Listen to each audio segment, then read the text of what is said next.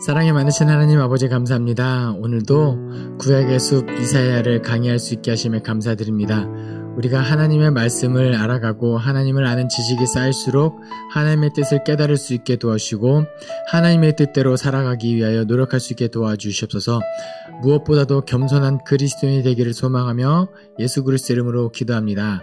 아멘.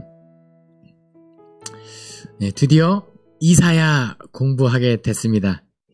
이사야는 좀 어렵습니다. 이사야를 자꾸 보고 하면은 힘들어요. 왠지 아세요? 또 이사야 한 군데 정착하면서 살고 싶은데 또 이사야. 그렇죠? 힘듭니다. 근데 이사야가 분량도 많은데 뭔가 내용도 어떤 측면이 좀 있냐면 여러분들께서 만약에 이사야를 1장부터 66장까지 하나의 주제를 가지고 한 번에 쭉 관통하면서 내용을 파악하면서 읽고 싶다라고 하면은 실패할 거예요. 물론 이사야를 1000번, 100번 읽으면은 이제 막 이렇게 미로처럼 이렇게 여러 다양한 주제들이 막 섞여 있어도 관통되는 하나의 주제로 읽을 수는 있겠지만 이사야 자체가 우리가 가지고 있는 그 문학적인 요소, 우리가 가지고 있는 전개 방식이랑은 좀 달라요. 우리는 기승전결 또는 서론, 본론, 결론처럼 이렇게 그런데 내용 구성에 익숙해져 있지만 이사야는요, 그 히브리 문학적인 요소를 많이 취하고 있어요.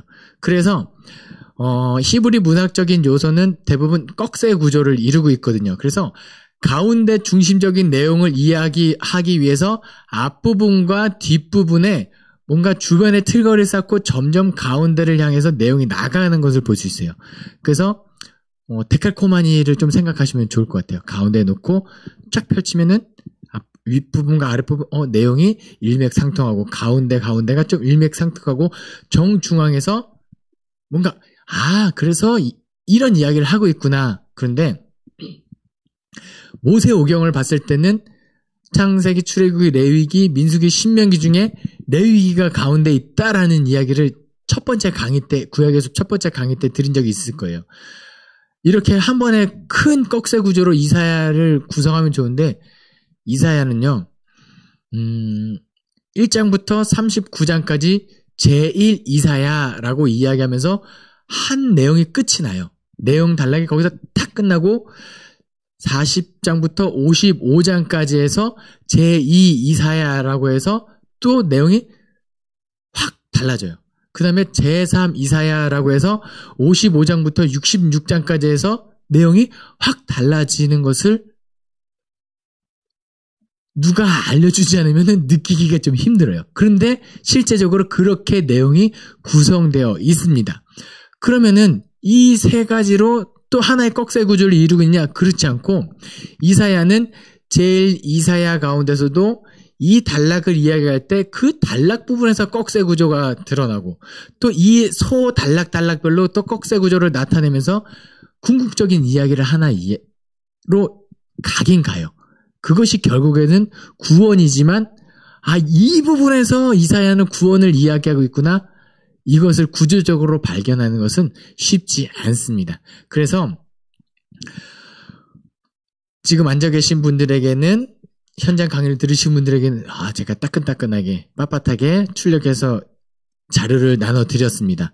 혹시 영상으로 강의를 들으신 분들 중에 이것을 보고 싶다, 받아보고 싶다 하시는 분들은 언제든지 저에게 연락하시고 제가 유튜브에다가는 이 다운받을 수 있는 링크를 남겨드리도록 할게요. 그래서 유튜브를 보실 때 그 댓글창을 확인하시면 클릭하셨을 때 이게 드러날 수 있게 자료를 공유하도록 하겠습니다. 어쨌든 이사야는 구조적으로 크게 제1 이사야, 제2 이사야, 제3 이사야로 구분할 수 있습니다. 제1 이사야의 주제를 어렵지만 나눈다고 한다면 심판과 구원이에요. 하나님께서 북이스라엘과 남유다를 보시면서 선지자들을 보내죠. 많은 선지자들을 보내셨어요. 그런데 그 중에서도 이사야를 통해서 하시고자 하는 말씀은 너희 이렇게 살아서 되겠냐? 이렇게 살면 안 된다. 너는 뭐 왕은 이렇게 잘못하고 제사장은 이렇게 잘못하고 백성들은 아무 잘못이 없느냐? 아니요.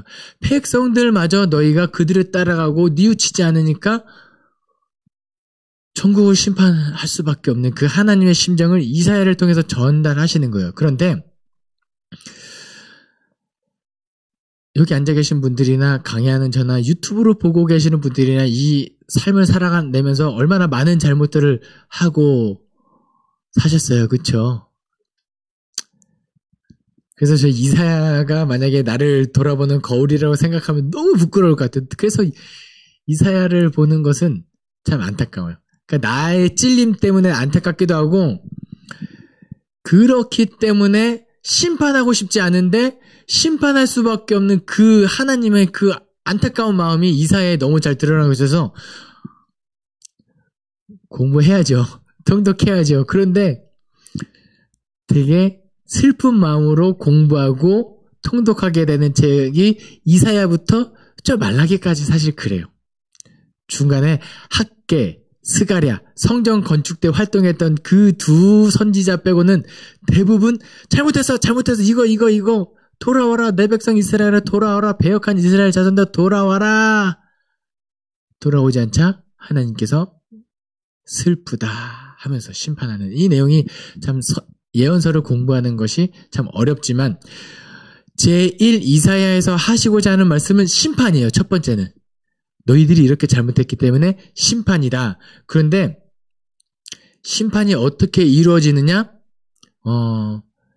제가 만약에 여기 앉아 계신 분들을 제가 막 해코지하고 막 장난을 쳐요. 그러면은 이 고난을 당하고 있는 이분이 구원받으려면 어떻게 해야 되죠? 누군가 저 사악한 이영호 목사를 처단하면은 그것이 구원이 되겠죠. 자, 보세요. 하나님께서 잘못한 이스라엘 자손들을 심판하실 때 심판의 도구로 누구를 사용하시느냐? 아수르, 바벨론을 사용하신 거예요. 이 하나님의 이러한 방식은 사사기에서도 잘 드러나죠. 각 지파별로 잘못했을 때 그 모압 사람, 미디안 사람, 왕들, 에글론 왕, 이런 사람들을 사용해서 잘못하고 사사들을 통해서 구원하시고 이 구조잖아요. 그래서 예언서에서도 누군가를 심판하실 때 하나님의 진노의 도구로 아수르와 바벨론을 사용하세요. 그러면 이제 하나님의 참 뜻은 진노에서 화풀이하는 거냐? 그게 아닌 거죠. 하나님께서 참 뜻은 심판함과 동시에 구원에 이르게 하는 것이 하나님의 뜻인 거예요. 그렇게 해서 이사야에서는 어떤 구절이 나오면 죄를 저지르는 것이 은에 섞인 불순물 같다. 그래서 이 불순물을 제하기 위해서 너희들을 풀무불에 넣어서 담금질을 한다. 그렇게 해서 그럼 은도 뜨거워지는 거잖아요. 은도 고통을 당하는 거예요. 그런데 궁극적으로는 은을 없애는 게 아니라 은에 묻어있는 그 불순물을 제거하는 것이 하나님의 입장에서는 심판인 거예요. 정말 심판하고 싶어서 이방인들을 갖다 쓰는 거는 아닌 거 아시겠죠? 그래서 궁극적으로 구원은 또 어떻게 이루어지느냐? 그렇게 땅이 더러워졌기 때문에 땅을 정화한 다음에 하나님의 구원의 사역이 어떻게 이루어지느냐? 이방을 심판하는 거예요. 심판의 도구로 사용했던 아수르가 교만해졌을 때 그들을 심판했을 때 이스라엘 자손들이 구원받는, 마치 일본이 항복했을 때 우리나라가 해방되는 거와 같은 원리라고 보시면 될 것 같아요. 그래서 제1 이사야에서는 하나님의 심판과 구원에 대한 그 구원의 원리가 제1 이사야에는 담겨져 있습니다. 그런데 그 심판과 구원의 내용이 소단락별로 서로 이렇게 아기자기하게 구성이 돼 있어서 한눈에 내용이 들어오진 않을 거예요. 그래서 이사야는 참 어렵습니다. 두 번째, 제2 이사야는 궁극적으로 구원에 대한 메시지가 담겨져 있습니다. 참 구원. 보시면 제2 이사야의 구조도 꺽쇠 구조로 되어 있습니다. 바깥쪽 틀걸이, 성취되는 하나님의 말씀들 제1 이사야에서 하나님께서 심판과 구원에 대한 이야기를 엄청 많이 하셨거든요. 그것들을 보세요. A와 A 다시 처음과 끝 쪽에 하나님의 말씀은 하나도 사라지지 않고 이루어질 거야 라고 했을 때 우리가 잘 아는 말씀 그리고 우리가 잘 아는 찬양이 이 이사야에서 나와요. 어떤 말씀이냐? 푸른 마르고 꽃은 시느나 주의 말씀은 영원해. 이 찬양 들어보신 적 있고 이런 구절은 들어본 적 있으시죠? 여기서 나와요. 하나님께서 이 말씀을 예언하셨고 너희들을 구원한다. 너희들은 지금 심판당하고 있어서 언제 구원하시느냐? 하나님께서 우리를 버리셨다라고 느낄지 모르겠지만 하나님께서 구원의 메시지를 약속하셨다면 하나님의 그 말씀은 하나도 사라지지 않고 푸른 마르고 꽃은 시드나 하나님의 말씀은 분명하게 이루어질 거다라고 하면서 궁극적인 구원의 약속이 어디서 나오죠? 이사야 48장 20절부터 22절 말씀. 너희는 바벨론에서 나와라 라는 구절이 이사야에 나와요. 지금 보세요. 이사야 선지자가 활동했던 당시에 바벨론 국가는 거의 보이지도 않아요. 아수르와 관계됐던 사람인데 여기 너희는 바벨론에서 나와라. 그리고 나의 종 고레스가 너희를 해방할 것이다 라는 구절이 여기 나오는 거죠. 그 다음에 쭉 제3 이사야에서는 어떤 이야기를 하냐면 그럼 이제 이사야를 통해서 하나님께서 지금 보시면 저기를 심판하시죠. 북이스라엘 남유다를 심판하시는 하나님의 모습이 나오죠. 그런데 그들을 심판하는 도구로 누구를 사용하시죠? 이방인을 도구로 사용하세요?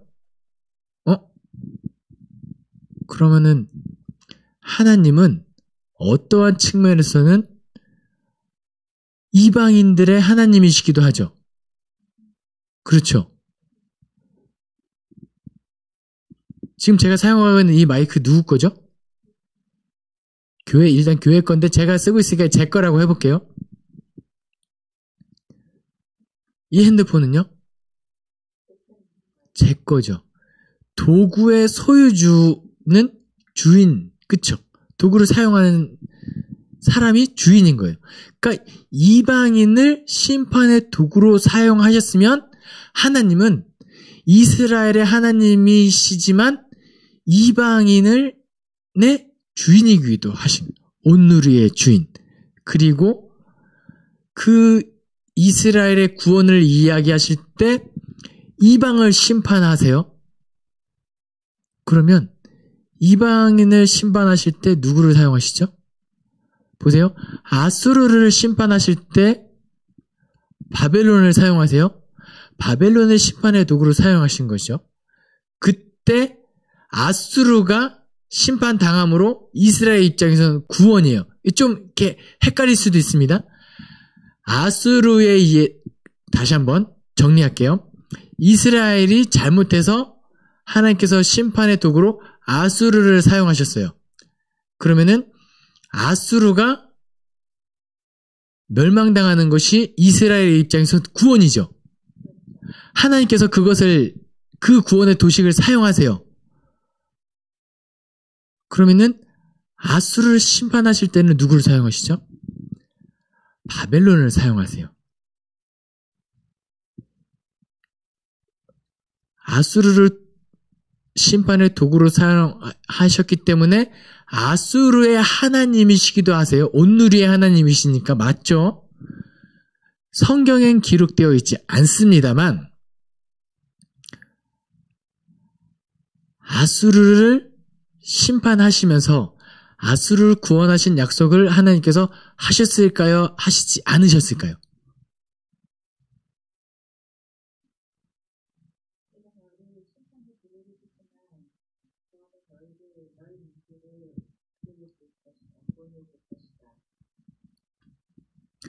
저는 지금 강의하면서 문득 들은 질문이긴 해요. 성경에 어디 아수르를 구원했느냐라는 구절을 명확하게 떠오르는 구절은 없지만 어딘가에는 아수르가 그렇게 바벨론에서 심판당했지만 그곳에는 그 아수르에는 좌우를 분별하지 못하는 자가 12만 명이요 가축도 많이 있나니 내가 어찌 아끼지 아니하겠느냐. 어디 기록된 말씀이죠? 요나서에 기록된 말씀이에요. 요나서에서 니느웨의 심판을 이야기하시죠. 니느웨는 어디냐면 아수르의 수도거든요. 그러니까 하나님께서 아끼신다는 거죠. 근데 요나서에서 심판을 선포했을 때 다행히 니느웨 사람들이 다 왕부터 백성까지 죄를 뒤집어 쓰고 용서를 구해서 심판을 안 내리죠. 예, 나중에 요나서 가면 더 자세히 하겠지만 요나가 화를 내요. 이럴 줄 알았어. 하나님 내가 이럴 줄 알았어. 그래서 내가 저기 도망치려고 했던 건데. 예. 하나님께서는 니느웨, 아수르도 용서하고 싶으셨을 거예요. 네, 안타깝게도 아수르가 그렇게 한번 회개했지만 계속해서 이후에도 잘못을 저질렀나 봅니다. 그 다음에 나중에는 나훔 선지자를 보내서 심판을 선포했을 때는 돌아오지 않아요. 그래서 결국은 아마 바벨론에서 그래서 멸망당했을 거다. 제3 이사야에서는 그런 측면의 이야기를 하세요. 온 이스라엘의 하나님, 누가 이제 참 이스라엘인가? 예전에는 남유다 북이스라엘의 하나님의 그런 심판과 구원의 이런 것이 초점이 거기에 맞춰져 있다면 이제는 어디까지가 구원의 대상이다?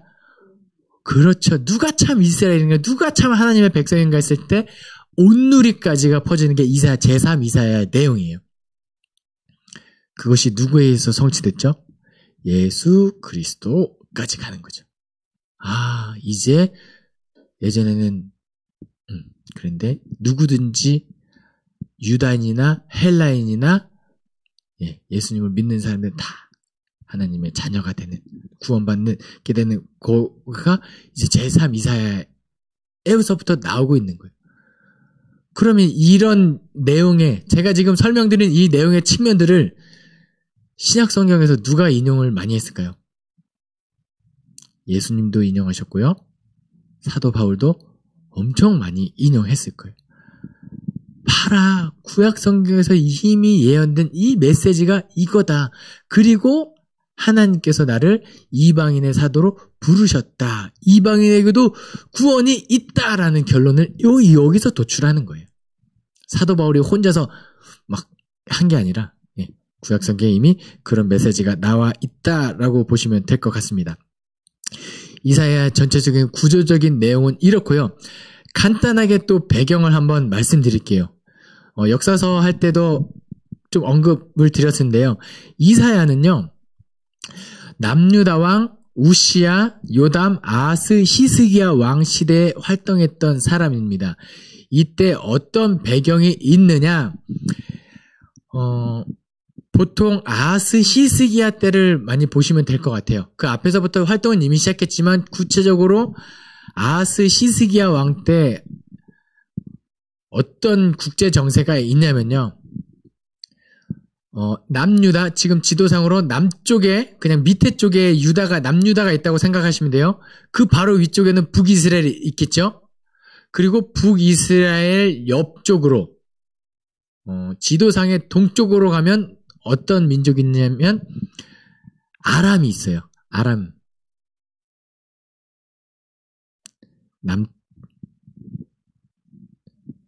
그쵸? 보이시겠죠? 네. 밑에 쪽에는 남유다, 그 바로 위쪽에는 북이스라엘, 그리고 요단강 건너 요단강 동편 쪽에는 아람 민족이 있어요. 맨날 셋이서 치고받고 싸웠거든요. 어쩔 때는 북이스라엘과 남유다가 동맹 맺고 아람이랑 전쟁하고, 어쩔 때는 북이스라엘이랑 남유다랑 전쟁할 때 남유다가 저 아람이랑 손잡고, 막 이게 세 나라가 아주 그냥 꽁냥꽁냥 다툼을 많이 했어요.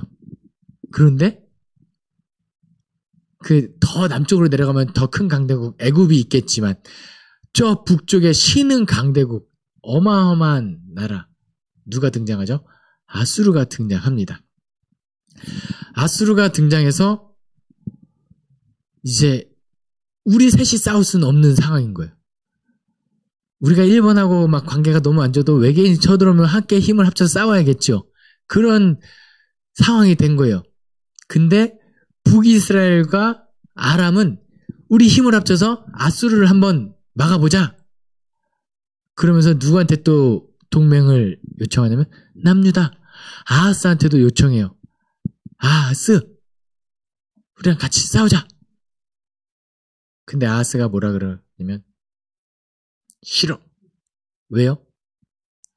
아수르가 쳐들어오겠죠. 근데 북쪽에서 쳐들어오면은 남유다 입장에서는 북쪽에 누가 막고 있어요? 그렇죠. 아람이랑 북이스라엘 방파제 역할을 해주는 거예요. 그러니까 머리를 쓰는 거죠. 그냥 나한테 쳐들어오기도 힘들 것이고 우리 셋이서 힘을 합쳤을 때 과연 우리가 아수르를 막아낼 수 있을까? 그리고 아수르를 대항할 것인가? 아니면은 저 아수르를 막다가 이 애굽에서 쳐들어오면 어떡하지? 이런 많은 생각 끝에 반아수르 동맹에 가입하지 않아요. 아하스가. 화가 난 북이스라엘 왕 베가와 아람 왕 르신이 동맹을 맺고 우리가 아수르랑 반아수르를 전쟁을 해야 될 건데 일단 불안 요소 남유다부터 없애자. 그리고 당시에 남유다 쪽에서도 찬성 반대가 있었겠죠. 우리도 아니야. 우리 반아수르 정책을 취해야 돼. 아니야. 뭐 이런 서로. 근데 아하스는 그 동맹에 가입하지 않겠다고 하고 누군가는 그 동맹에 가입하자라고 했던 사람이 있겠죠. 이사야서에서는 누구를 이야기하냐면 다부엘의 아들이 그런 사람 중에 한 명이었던 것 같아요. 그래서 북이스라엘과 그 아람이 동맹을 맺고 남유다를 쳐들어가서 다부엘의 아들을 왕으로 세우자. 그렇게 해서 우리 동맹을 구축하자라고 하고 남유다로 쳐들어와요. 와, 큰일 났다. 아하스가 지금 아수르랑 싸워야 되는데 우리한테 먼저 쳐들어오는 것은 생각지도 못한 거거든요. 그래서 도와줘요 디글랏빌레셀. 누구냐면 아수르 왕 이름입니다. 디글랏빌레셀. 이름도 되게 힘들게 지어서 외우느라 고생했습니다. 도와줘요 디글랏빌레셀에서 그 아수르 왕이 그 다메섹 아람의 수도 다메섹을 치고 그 다음에 북이스라엘의 수도 사마리아까지 점령하면서 그때 그러면은 위험에 처했던 아하스가 구원받게 되는 상황이 된 거죠. 이때 측면에 메시아 예언이 나옵니다. 이따 다시 한번 그때 이야기 말씀드릴게요. 그리고 히스기야 왕 때 아수르가 멸망하는 내용들, 그 다음에 아수르가 어떻게 멸망했는지, 바벨론에 의해서 멸망하는데 왜 멸망했는지 이사야에서는 밝히고 있어요. 히스기야에 대한 이야기를 하면서 그 이야기도 차근차근 나눠보도록 하겠습니다. 그래서 어쨌든 이 배경을 가지고 이사야서는 심판과 구원 그리고 온누리의 하나님에 대한 메시지를 이사야는 담고 있다라고 큰 주제의 틀거리를 가지고 이제 하나씩 가볼게요. 먼저 제1 이사야 서두 부분 갈 건데요. 1장부터 4장까지 갈 건데 제가 다 읽지는 않을 거예요. 사실 이 이사야 성경 공부를 준비하면서 그냥 같이 앉아서 쭉 통독하면서 중간중간에 설명하면은 더 좋겠다 생각했는데 시간과 이게 지금 이 강의에서는 한계가 있기 때문에 일단 1장 이사야에 담긴 그 1장에서 서두에 하나님의 심정 1장, 2장에서 한번 느껴보도록 할게요. 유다 왕 우시아와 요담과 아하스와 히스기야 시대의 아모스의 아들 이사야가 유다와 예루살렘에 관하여 본 계시라. 하늘이여 들으라, 땅이여 귀를 기울이라. 여호와께서 말씀하시기를 내가 자식을 양육하였거늘 그들이 나를 거역하였. 네, 여기서 이제 하늘이여 들으라, 땅이여 들으라. 요거는 선지자들이 보통 할 때 하는 이렇게 어텐션, 약간 그런 느낌이 좀 있습니다. 예. 그래서, 예. 내가 자식을 내가 남유다, 북이스라엘, 내 자식으로 이렇게 양육했는데 지금 어떻게 됐다, 어떤 상황이에요? 나를 거역한 상황이구나. 어떻게요? 3절부터 조금 더 빠르게 한번 읽어볼게요. 소는 그 임자를 알고 나귀는 그 주인의 구유를 알건만은 이스라엘은 알지 못하고 나의 백성은 깨닫지 못하는도다 하셨도다. 슬프다 범죄한 나라요 허물진 백성이요 행악의 종자요 행위가 부패한 자식이로다. 그들이 여호와를 버리며 이스라엘의 거룩하신 일을 만으리 여겨 멀리하고 물러갔도다. 자, 소는 임자를 알고예요. 그러니까 미물조차 주인을 알아보는데 너는 지금 어떻다? 하나님을 모르고 그렇게 네 맘대로 살고 있구나라고 합니다. 자, 5절부터 계속이요. 너희가 어찌하여 매를 더 맞으려고 폐역을 거듭하느냐. 온 머리는 병들었고 온 마음은 피곤하였으며 발바닥에서 머리까지 성한 곳이 없이 상한 것과 터진 것과 새로 맞은 흔적뿐이거늘 그것을 짜며 싸매며 기름으로 부드럽게 함을 받지 못하였도다. 네, 지금 이 내용이 슬프다. 너희가 어떻게 매를 더 맞으려고 계속 죄를 짓느냐. 어떤 느낌으로 보시면 되냐면, 제가 그러면 안 되는데, 제가 자식이 잘못해가지고, 매를 댈 수밖에 없는 그런 상황이 오지 않았으면 좋겠지만, 매를 댄다고 칠게요.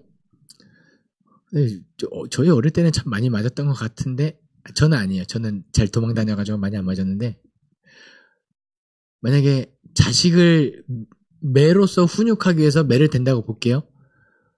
잘못되면은 처음에 발바닥을 때려요. 그럼 발바닥이 멍들면은 아버지 입장에서는 발병신을 만들 수는 없잖아요. 그럼 이제 종아리를 때려요. 그럼 종아리에만 멍들어서 피가 터지면 종아리 병신을 만들 수는 없잖아요. 허벅지를 때려요. 허벅지를 때리고 엉덩이를 때리고 점점 때리고 이제 머리끝부터 발끝까지 더 이상 때릴 데가 없을 만큼 성한 곳이 없는데 뭐라고요? 상한 것과 터진 것과 새로 맞은 흔적뿐인 것들 그것을 짜며 왜 계속해서 더 매를 맞으려고 폐역을 거듭하느냐. 하나님께서 지금 그 말씀을 하고 계신 겁니다. 또 계속해서 읽어보겠습니다. 너희의 땅은 황폐하였고 너희의 성읍들은 불에 탔고 너희의 토지는 너희 목전에서 이방인에게 삼켜졌으며 이방인에게 파괴된 같이 황폐하였고 딸 시온은 포도원의 망대같이 자매밭의 원두막같이 에워싸인 성읍같이 겨우 남았도다. 만군의 여호와께서 우리를 위하여 생존자를 조금 남겨두지 아니하셨다면 우리가 소돔 같고 고모라 같았으리로다. 너희 소돔의 관원들아 여호와의 말씀을 들을지어다. 너희 고모라의 백성아 우리 하나님의 법에 귀를 기울일지어다. 네, 지금 이스라엘이 어느 정도예요 지금? 하나님께서 그때 불로 심판하셨던, 다시는 불로 심판하지 않겠다고 약속하셨던 그 소돔과 고모라 같은 땅이 되었다. 내 자식들이. 그러면서 이제는 원래는 하나님이 이스라엘 자손들을 부를 때 베냐민, 이스라엘아, 베냐민 이렇게 부르는데 이제 뭐라고 부르시죠? 야, 이 소돔에 관한 자식들 이렇게 나오는 거예요. 계속 읽어볼게요.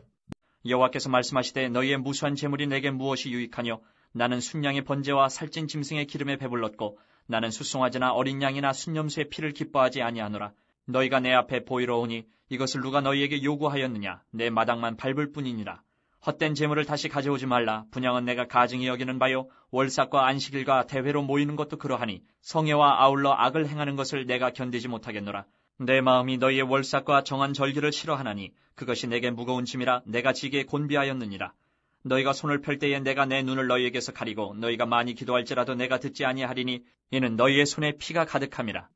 뭐죠? 지금 제사는 드려요. 예배는 드립니다. 근데 하나님께서 고기 그거 내가 원하는 거 그거 아니지 않느냐.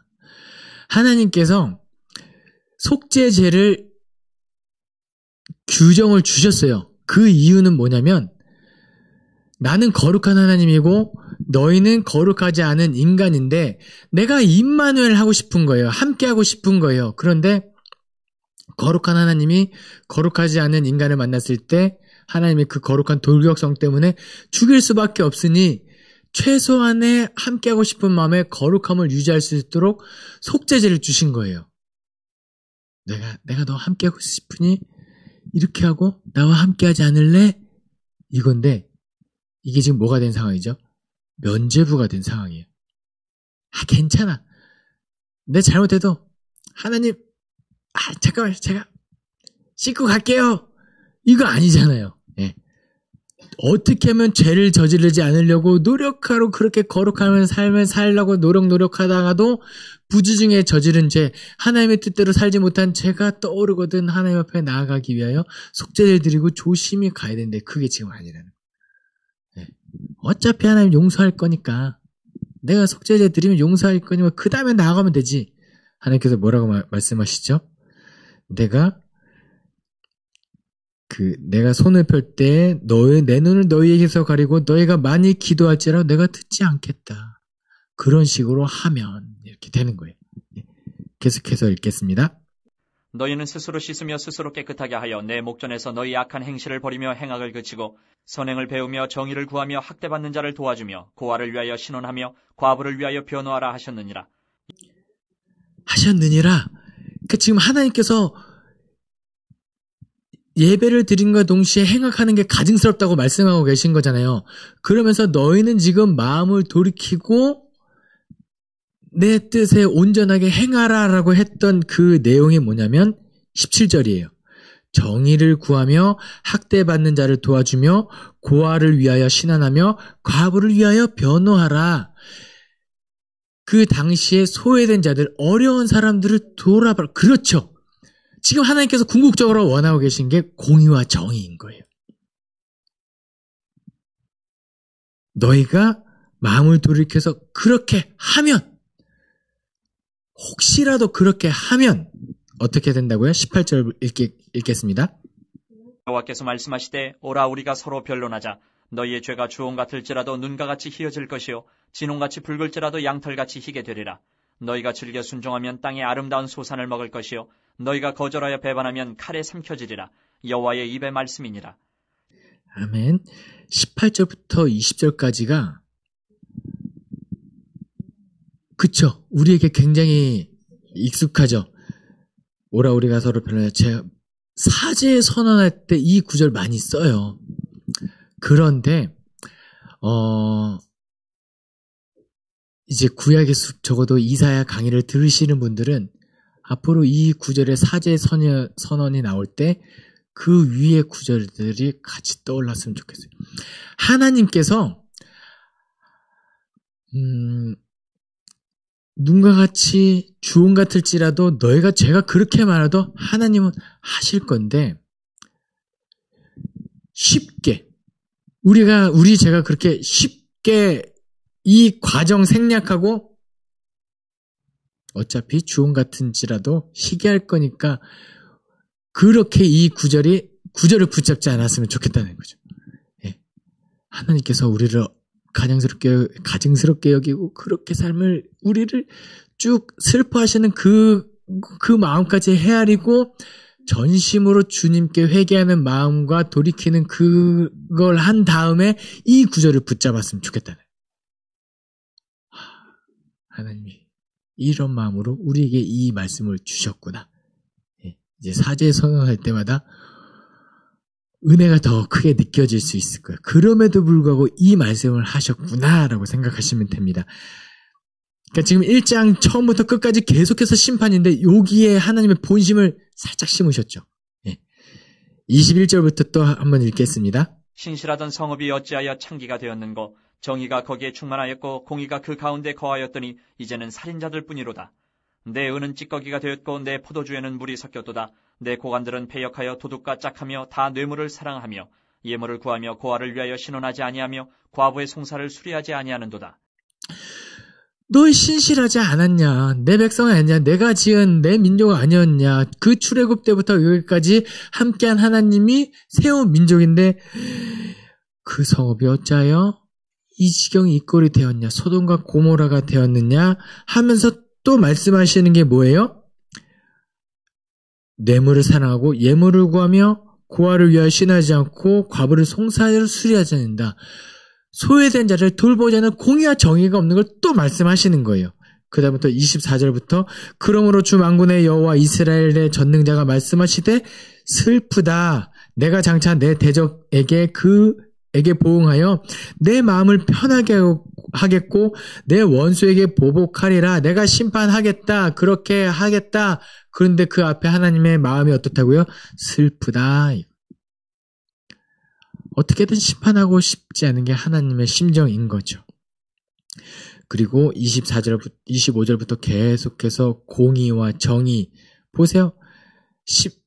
회복하겠다. 어떻게 하면요? 공의와 정의를 회복한다면 그럼에도 불구하고 잘 못하고 있는 이 모든 계속해서 너희가 죄를 범하면 어떻게 된다? 31절입니다. 강한 자는 사모라기 같고 그의 행위는 불띠 같아서 함께 탈 것이나 끌 사람이 없으리라. 너희 가운데 지금 떵떵거리고 살 것 같지? 그 힘이 있어봤자 그 강한 자는 사모라기. 그냥 훅 불면 날아가거나 그냥 작은 불에도 휙 사라져 없어져 같은 그런 존재. 너희들 아무것도 아니다. 그리고 나의 진노가 그렇게 이루어져서 불이 났을 때 누가요? 아무도 나의 진노를 막아설 수 없게 될 것이다.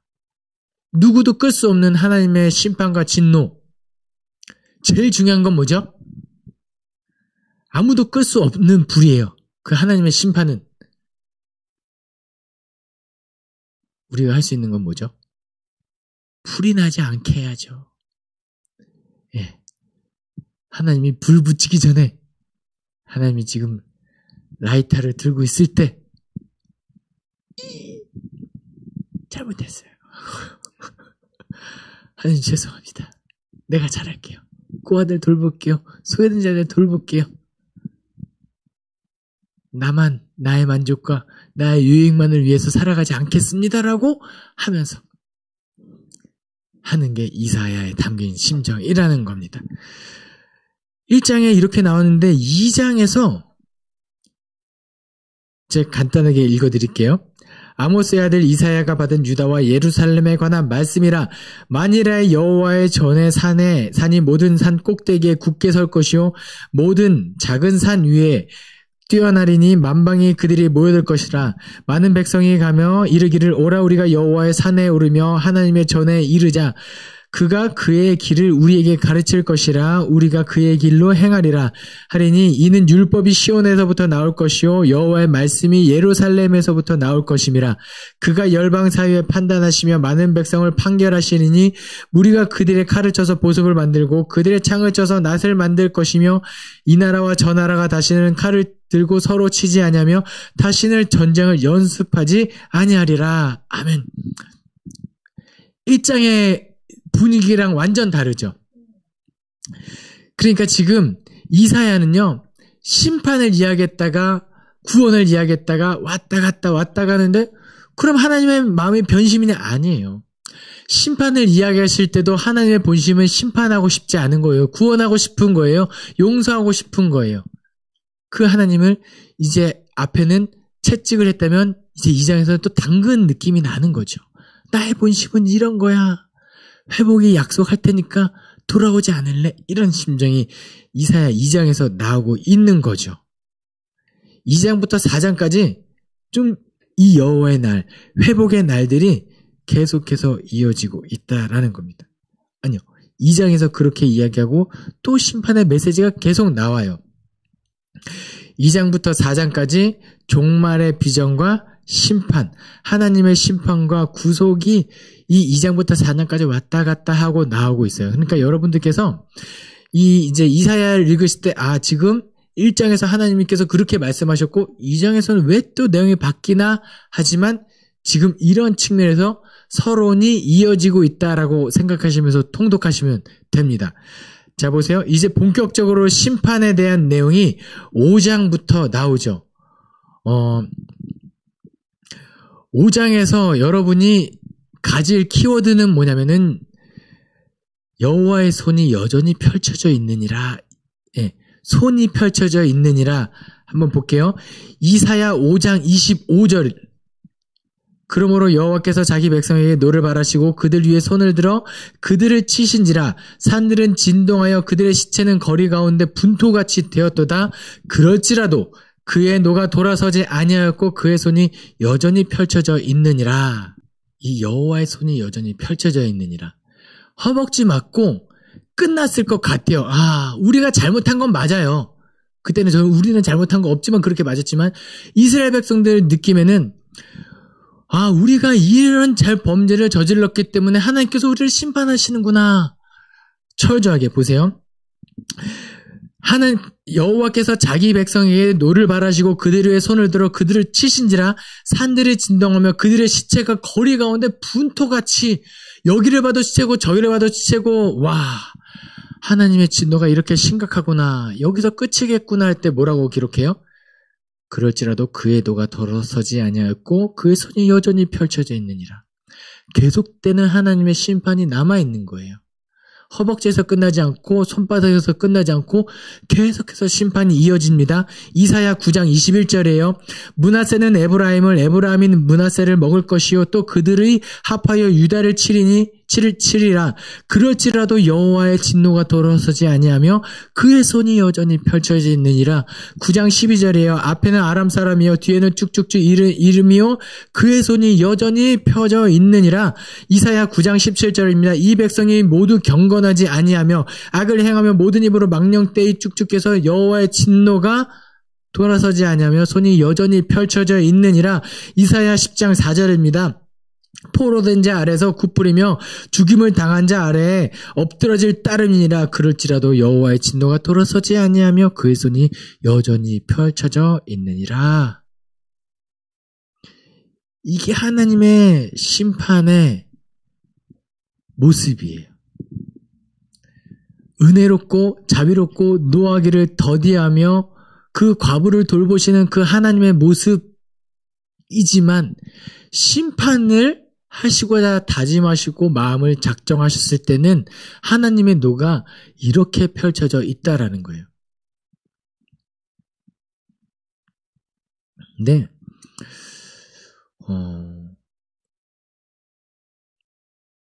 전 아직 제 아들에게 매를 대본 적은 없는데 언제 한번 될 날이 올까?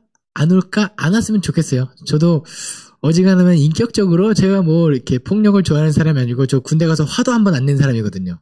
네. 굳이 아들이 그렇게까지 하진 않겠지만 정말 매가 필요할 수밖에 없는 상황이라서 제가 매를 들면 저는 때리면서 제가 울 것 같아. 네. 아버지, 부모님 심령. 여호와의 노가 여전히 여호와의 손이 펴져 있느니라 할 때 하나님의 심령 우리가 무서운 하나님, 자비 없으신 하나님일 수도 있겠지만 그 가운데에 느껴지는 숨겨져 있는 드러나지 않는 구원을 약속하시는 하나님의 마음을 우리는 기억하면서 통독하시면 성경을 읽으시면 좋겠습니다.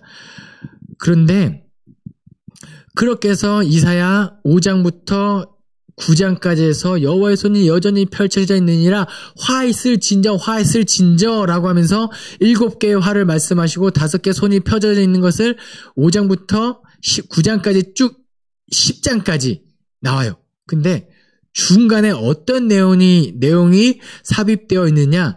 6장부터 9장 7장에 이사야의 회고록이 거기 삽입되어 있어요. 그러니까 화 있을 진저가 5장부터 10장까지 해서 하나의 단락으로 쭉 이어져야 되는데 중간에 내용이 삽입되어 있어서 내용이 왜 갑자기 바뀌지? 아니에요. 5장부터 10장까지는 철저하게 심판을 이야기하시는데 그 중간에 이사야의 회고록이 삽입되어 있구나라고 생각하시면 돼요. 그래서 한 번에 그 화에 대한 이야기를 읽고 싶으면 5장을 읽으시면서 6장부터 9장 7장까지 잠깐 빼두시고 읽으시면은 하나님의 심정이 이렇구나라고 읽으시면 좋을 것 같습니다. 이사야 회고록의 6장부터 9장 7절까지 이사야가 소명을 받는 장면, 하나님께서 누가 나를 위하여 갈꼬 했을 때 이사야가 이야기하죠.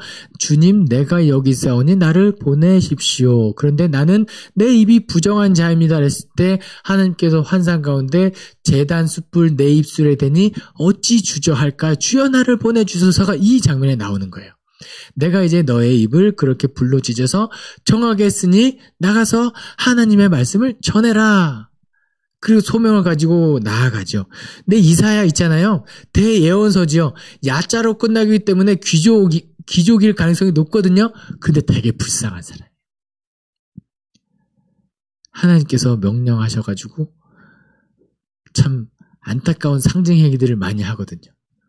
3년 동안 갑자기 하나님이 너 3년 동안 벌거벗고 다녀. 왜요? 왜일까? 하나님 귀족이에요, 귀족. 다 귀족이에요. 왜 벗고 다니라고 하세요? 하나의 상징 행위인데요. 이사야가 멀쩡한 사람이에요. 근데 벗고 다니면 사람들이 보겠죠. 주목하겠죠. 그러면서 왜 벗고 다녀요? 하나님께서 나에게 말씀하셨는데 너희들이 계속 그렇게 범죄하면 너희들이 이렇게 다 벌거벗긴 채로 하나님께서 포로로 끌고 가실 거야. 이 이야기를 하기 위해서 이사야 막 3년 동안 벌거벗고 다니고 결혼도 못하고 막 그런 결혼 못한 이사야인가? 그런 것들이 이사야. 근데 6장부터 9장 7절에는 어떤 회고록이 담겨져 있느냐? 아스 시대 때 그렇게 르신과 베가 했을 때 한번 6장 한번 가볼까요?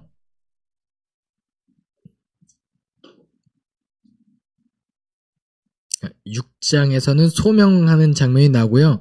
7장에서는 우리가 너무나도 잘 성탄절 때마다 하는 구절 6장 14절입니다. 그러므로 주께서 친히 징조를 너희에게 주실 것이요 보라 처녀가 잉태하여 아들을 낳을 것이요 그의 이름을 임마누엘이라 하리라. 이 예언이 여기 나오는구나. 어떤 상황에 나오는 거냐? 그 북이스라엘과 아람이 쳐들어와서 아하스를 폐위시키고 다브엘의 아들을 왕위로 세우려고 했을 때 도와주세요. 디글라빌레셀 했을 때 하나님께서 이사야 선지자를 통해서 아하스에게 말씀하시는 거예요. 내가 너를 구원하겠다.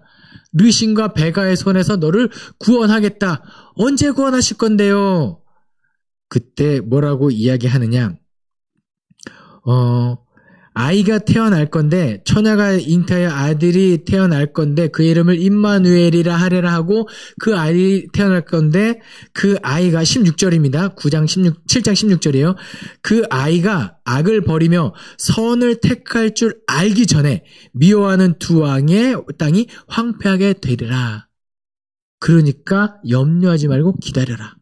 구원을 약속하시는 거죠. 메시아 예언이기도 하는데 그 당시로 올라가면은 아하스 남유다를 어떻게 구원하신다고요?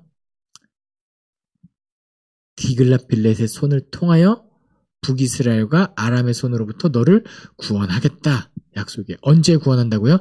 아이가 태어났고 그 아이가 악을 버리며 선을 행할 때쯤. 그럼 보통 언제일까요? 제 아들이 좀 이제는 좀 더 때를 쓰는 것 같은데 좀 나빠진 것 같아요. 5살 전이겠죠. 그러면 한 3살, 4때 너무 그냥 존재만으로도 착하고 좀 뭐가 하면 되고 하면 안 되는 조금이라도 판단할 그 시기 한 2, 3년 내에 너희를 구원하겠다라는 약속이 지금 여기 나오는 거예요. 또 계속해서 나오죠. 8장에서도 나오고 9장 여기까지 평강의 왕이다 기묘자 모사라 하는 내용이 그 이사야 회고록 장면에 메시아 예언들이 이렇게 모여 있어요. 그러니까 이사야 회고록을 빼면 그냥 심판 화했을진저부터 해서 7개의 화와 손이 펴져 있느니라가 5장부터 10장에 심판 메시지 있다는 거. 자, 그런데 10장에서 어떤 내용이 나오냐면요. 아수르의 멸망을 이야기하고 있습니다. 아수르의 그 심판의 도구였던 아수르의 멸망이 이스라엘의 구원이기도 한데 왜 아수르가 멸망했느냐? 원래 하나님의 계획은 아수르를 통하여 북이스라엘까지 처단하는 거예요. 그런데 아수르 왕이 역시 나야. 역시 우리나라야. 교만해져서 도구가 하나님 주인의 뜻을 거슬러 북이스라엘까지만 쳐들어왔어야 되는데 하나님이 사용하신 것을 모르고 교만해져서 어디까지 쳐들어가냐? 북이스라엘을 쳐들어갑니다. 그래서 아수르는 멸망해. 교만해져서. 하나님께서 네가 잘나서 여기까지 다 승승장구한 거 아닌데 그것도 모르고 북이스라엘 남유다까지 쳐들어가면 그거 아니야. 그렇게 해서 계속 잘못하고 있으니 하나님께서 아수르를 처단할 때 누구의 손으로? 바벨론을 통해서 아수르를 멸망시킵니다. 근데 또 하필이면 또 아수르가 남유다를 쳐들어왔을 때 그렇게 멸망당하죠. 그래서 10장에서는 그 강대국이 왜 멸망당했지? 왜 갑자기 사라졌지? 이제 성경을 읽는 사람들은 아는 거죠. 아, 하나님의 계획 가운데 있었구나. 하나님이 하셨구나. 라고 아시면 될 것 같아요. 그 다음부터 12장에서는 하나님을 찬양합니다. 뭔가 그러니까 이사야의 구조가 대충 심판을 이야기하시고 진노를 이야기하시고 경고 이야기하시면서 구원을 쭉 이야기하고 있는 가운데 중간중간에 왜 찬양이 삽입됐을까 생각하면 궁극적인 하나님의 뜻은 그 심판하시는 것도 거룩을 위해서 뭔가 악으로 땅이 더럽혀졌기 때문에 땅을 정화시키기 위해서 그리고 은 가운데 있는 불순물을 제하기 위해서 풀에 넣듯이 여호와의 손이 펼쳐져 있는 거거든요. 그것을 아는 이사야가 그리고 구원을 약속하신 하나님의 그 놀라우신 사랑에 대한 찬양이 이제 감사 찬양이 중간중간에 삽입되어 있는데 그게 이사야 12장에 기록되어 있습니다. 그날에 내가 말하기를 여호와여 주께서 전에는 내게 노하셨사오나 이제는 주의 진노가 돌아섰고 또 주께서 나를 아니하시오니 내가 주께 감사하겠나이다 할 것이니라. 지금 보세요. 근데 뭐 이렇게 감사할 만한 상황 아니에요. 눈으로 봤을 때 저 황폐해진 이런 거 다 사람들의 시체가 널브러져 있고 분토가 되어 있고 막 이런 걸 보고 그럼에도 불구하고 그 구원하시는 하나님의 섭리에 찬양하는 이사야의 모습 이렇게 보시면 될 것 같습니다. 그 다음부터는요. 이사야 13장부터 23장까지는요. 하나님께서 이스라엘의 온전한 구원을 위해서 아수르만 심판하는 것이 아니라 이스라엘 주변의 그 대적들을 하나 둘씩 물리치기 시작하시죠. 그게 바벨론, 아수르, 블레셋, 모압, 다메섹, 이스라엘, 열방, 구스와 애굽 뭐 여러 군데를 다 공인에 순회하시면서 온전한 회복을 그 주변의 다른 이방인들의 심판 그들도 그냥 심판하는 것이 아니라 13장부터 23장까지 읽어보시면요. 바벨론 너네는 어떤 것을 잘못했기 때문에 심판당하고 구스는 무슨 잘못을 저질렀고 애굽은 이렇기 때문에 하나님께서 심판하는 거야 하면서 이방 심판을 열방을 심판하십니다. 그것이 13장부터 23장까지 기록되어 있어요. 그리고 24장부터 27장까지는요. 이사야의 묵시록이라고 이렇게 기록되어 있는데요. 왜 묵시록일까라고 하는데 뭔가 또 동떨어진 누군가는 보면 안 되는 그런 내용일 수도 있겠고 종말론적인 내용이 이사야에 이렇게 기록되어 있는데요. 여기서 재밌는 거 하나만 언급하고 넘어갈게요. 이사야 24장 1절부터 제가 한번 1절 읽어드릴게요. 보라 여호와께서 땅을 공허하게 하시며 황폐하게 하시며 지면을 뒤집어 엎으시고 그 주민을 흩으시리니 또 3절에 땅이 온전히 공허하게 되고 온전히 황무하게 되리라 라고 되어 있어요. 땅이 공허하다 어디서 보신 적 있으세요? 이런 내용 문구가 혹시 딱 떠오르시는 분 계신가요? 딩동댕 태초에 하나님이 천지를 창조하시니라 땅이 혼돈하고 공허하며 흑암이 깊음 위에 있고 이거예요. 태초에 하나님이 천지를 창조하시기 전에 하나님이 거하시기 전에 땅의 상태는 어떻다고요? 공허하고 혼돈돼 있다라는 거예요. 다시 한번 또 살펴볼게요. 그럼 천지창조에서 이것도 하나 팁인데요. 첫째 날 뭐를 만드셨죠? 첫째 날 빛이 있으라. 둘째 날에 하늘과 하늘의 물과 땅의 물 나누셨죠. 하늘의 물, 땅의 물을 나누셨어요. 셋째 날에는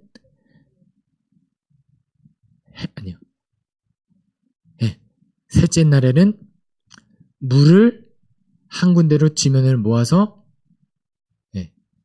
바다라고 칭하시고 나누셨죠. 바다와 육지를 구분하셨어요. 첫째 날, 자 보세요. 엄지손가락 왼쪽 엄지손가락이에요. 빛이 있으라. 하늘의 물과 땅의 물로 나누셨어요. 물을 나누신 거예요. 세 번째가 육지와 바다를 나누신 거예요. 땅을 만드신 거죠. 자, 이제 반대쪽 손 해보세요. 넷째 날은 뭐죠? 해와 달과 별이에요. 첫째 날은 엄지손, 그 다음에 다섯째 날에는 바다의 물고기와 하늘의 새를 만드셨어요. 그 다음에 여섯째 날에는 땅에 움직이는 모든 것들을 잠깐만요. 해, 달, 별, 바다의 물고기. 그 다음에 조류. 그 다섯째 날에 새, 하늘에 있는 새를 만드셨어요. 그 다음에 여섯째 날에 바다에 움직이는 바다 생물, 땅에 있는 동물, 그 다음에 사람을 만드셨어요. 제가 왜 손가락을 이렇게 할게요? 첫째 날 빛이죠. 엄지손가락 빛이에요. 반대쪽 네 번째 빛이 되는 광명체 해달별이에요. 그 다음에 둘째 날에 뭐 있죠? 하늘 나누셔서 하늘을 만드신 거죠. 그러면은 다섯째 날에 새, 하늘에 사는 짐승이 만들어진 거예요. 그 다음에 셋째 날에 바다의 물고기와 셋째 날에 바다와 땅을 나누셨죠. 그리고 여섯째 날에 바다에 사는 물고기와 땅에 움직이는 짐승과 사람을 만든 거예요. 하나님은 다 계획이 있구나. 원래는 창조하시기 전에 이 날짜대로 가시지만 이것은 또 뭘 의미하냐면 하나님이 천지를 창조하시기 전에 하나님이 계시기 전에는 땅은 공허하고 혼돈하며 질서가 없는데 하나님이 천지를 창조하시고 하나님이 거하신 다음부터는 질서가 생겨요. 그럼 보세요. 이사야 24장에서 이건 뭐냐? 보라 여호와께서 땅을 공허하게 하시며 황폐하게 할 것이다 라는 것은 뭐냐면 다시 하나님이 거하시는 것에서 너희를 떠나시겠다는 거예요. 그럼 그 순간에 무질서한 상황이 되고 다시 땅은 공허하고 혼돈하게 됩니다. 이 비슷한 구절이 아모스 8장 11절에 나오는데요. 주 여호와의 말씀이니라. 보라 날이 이를지라 내가 기근을 땅에 보내리니 양식이 없어 주림이 아니며 물이 없어 가람이 아니요 여호와의 말씀을 듣지 못한 기갈이라. 뭐냐면 하나님의 심판은 뭐냐면 이제 더 이상 내가 너희와 임마누엘하지 않겠다. 너희가 하나님의 말씀을 아무리 찾아도 이제는 하나님의 말씀이 너희에게 들리지 않을 것이고 너희와 아무런 관계가 없는 상황이 하나님의 심판인 거예요. 에스겔에서도 하나님의 심판을 어떻게 묘사하냐면 에스겔 10장 23절에 예루살렘 성전에 거하시던 하나님께서 그 동쪽 문을 통해서 동쪽 산으로 떠나세요. 이제 내가 너희와 함께하지 않겠다. 그리고 회복을 약속하셨을 때 에스겔 10장 23절 그때쯤에 그쪽에서 다시 산에서부터 동쪽 문을 향해서 성전으로 들어오는 모습을 기록하고 있어요. 그러니까 궁극적인 심판이 뭐냐? 하나님이 더 이상 너희와 임마누엘하지 않겠다가 심판인 거예요. 그 묵시적인 요소가 거기 잘 드러나 있습니다. 네. 그렇게 해서 열방 심판과 그 다음에 이사야 묵시록이 끝나면 심판과 심판 선포와 구원의 이야기들이 또 이어지고 있죠. 자, 보세요. 제가 나눠드린 이거를 보시면 심판 선포 단락 있죠. 서론과 심판 선포 역사적 후기로 나누는데 심판 선포 있죠. 심판 선포 첫 부분과 끝 부분에는 유다 심판과 구원이 나와 있죠. 그쵸? 심판 선포와 구원. 네, 뭔가 심판과 구원. 그 다음에 가운데로 가면은 내용이 뭐로 이어지는 거죠? 네. 유다 심판과 구원, 열방 심판. 궁극적으로 심판 선포를 이야기하고 있지만 가운데 지점으로 가서 궁극적으로 하고 싶은 거는 심판이 아니라 회복인 거예요. 제1 이사야의 핵심 내용은.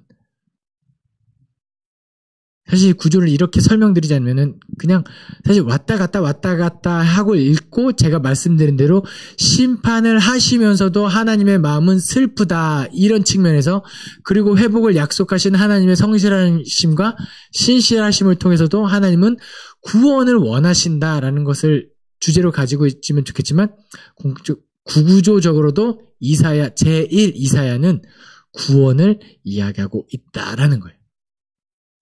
핵심 내용은. 그 다음에 마지막에 역사적 후기는 히스기야 이야기입니다. 히스기야가 왕이 되었고 죽을 때가 히스기야에 관한 이야기들이 여기 기록되어 있다라는 거죠. 예, 읽어보시면은 우리가 아는 내용일 거예요. 예,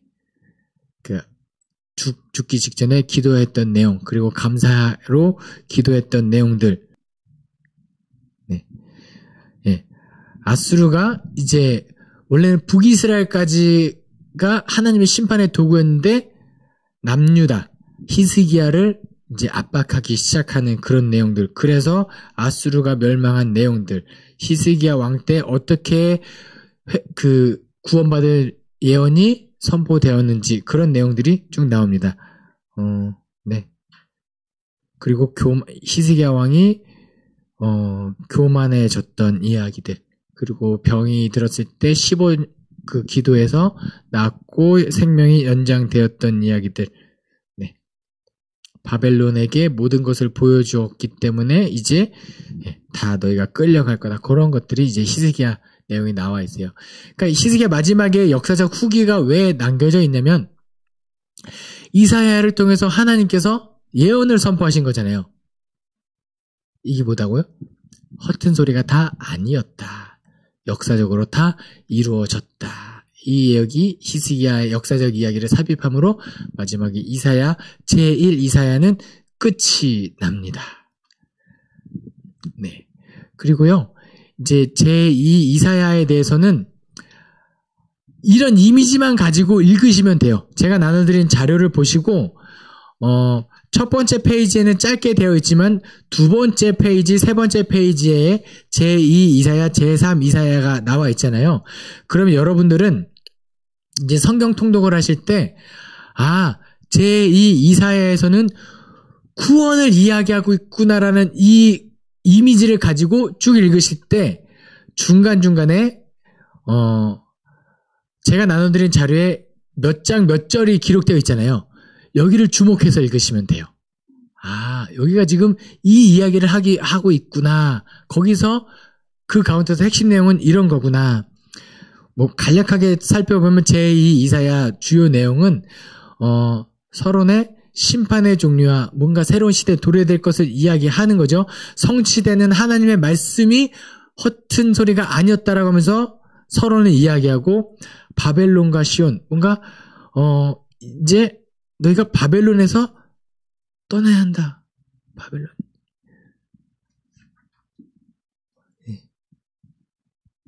네. 그리고 중간중간에 영원하신 하나님. 보시면 오직 하나님만이 참 왕이시고 구원자시구나라는 이런 키워드들이 제가 9분의 3번 영원하신 하나님 키워드 적혀 있잖아요. 그것들이 이 제2 이사야 단락에서 계속 나오거든요. 그 키워드를 잡으시면서 읽으시면 되고 고레스에 나오고 네, 이거는 제가 따로 설명드리진 않겠습니다. 네, 이 나눠드린 자료를 보시고 통독할 때 참고하시면 좋을 것 같습니다. 네, 제3 이사야에서는 말씀드린 대로 누가 이제 진정한 이스라엘인가, 그리고 열방까지 확대되는 하나님의 백성들 구원의 확대를 생각하시고 읽으시면 이사야는 그렇게 끝이 납니다. 제가 마지막으로 정리했던 게 뭐냐면, 그러면 제1 이사야, 제2 이사야, 제3 이사야 세 권의 책으로 나오지 왜? 이렇게 누군가 이야기할 수 있겠죠. 하지만 이 이사야 1, 2, 3을 하나의 이사야로 이제 나오면서 묶으면서 하고 싶은 이야기가 뭐냐? 첫 번째는 심판을 거쳐서 구원받고 영화롭게 되는 것을 이사야 전체는 이야기하고 있습니다. 그리고 두 번째, 심판과 구원의 과정 중심에 누가 계시다? 하나님이 계시다. 심판하시는 분도 하나님이시요, 심판의 도구로 사용하시는 분도 하나님이시요, 그 심판의 도구를 심판하심으로 구원하는 모든 과정을 누가 하신다? 하나님께서 하신다는 것을 이사야 전체적으로 이야기하고 있고요. 그 다음에 세 번째로는 여호와의 영광, 여호와의 위로, 여호와의 공평하심, 여호와의 공의, 정의, 예언과 그 다음에 하나님을 찬송하는 내용이 이사야 전체적인 큰 주제라는 거, 세 가지 주제도 기억하시면서 이사야 읽으시면 좋을 것 같습니다. 기도하겠습니다. 사랑이 많으신 하나님 아버지 감사합니다. 오늘도 이사야 말씀을 통하여 하나님의 뜻에 대하여 깨달을 수 있게 하심에 감사드립니다. 우리가 이 시대를 살아가면서 더욱더 하나님의 마음에 공감할 수 있게 하시고 하나님의 뜻을 이루기 위한 도구로 쓰임받을 수 있게 도와주시옵소서. 감사드리며 예수 그리스도 이름으로 기도합니다. 아멘.